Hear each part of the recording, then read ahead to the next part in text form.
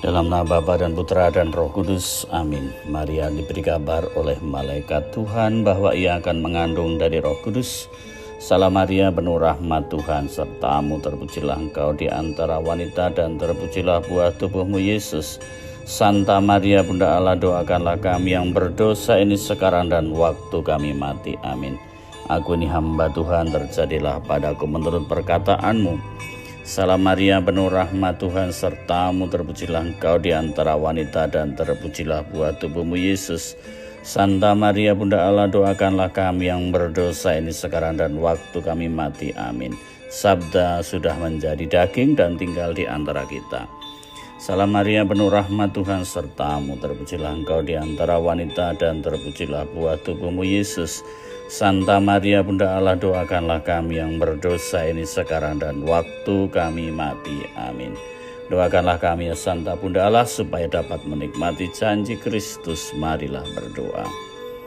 Yalah, karena kabar malaikat kami mengetahui bahwa Yesus Kristus Putramu menjadi manusia, curahkanlah rahmat-Mu ke dalam hati kami, supaya karena sengsara dan salibnya kami dibawa kepada kebangkitan yang mulia, sebab Dialah Tuhan pengantara kami, amin.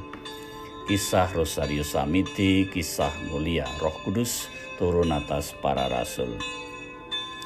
Pastor Samiti punya cerita. Seorang pemilik toko mendengar salah seorang penjaga tokonya berkata kepada seorang pembeli, "Tidak Nyonya, sudah beberapa minggu tidak ada dan tampak masih lama lagi sampai kita mendapatkan lagi."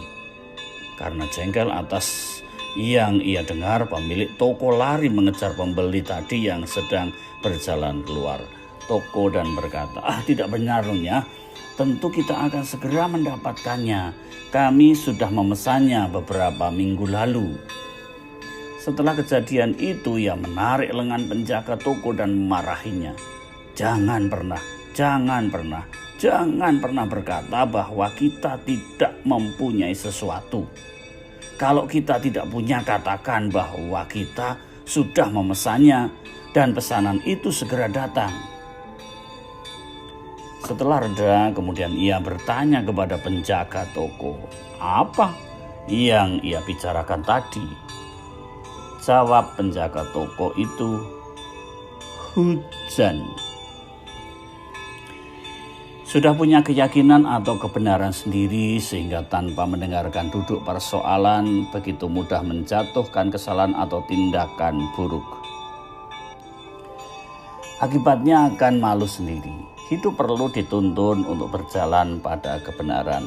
Kalau menyimpang atau jatuh, kembali lagi ke jalan yang ditentukan.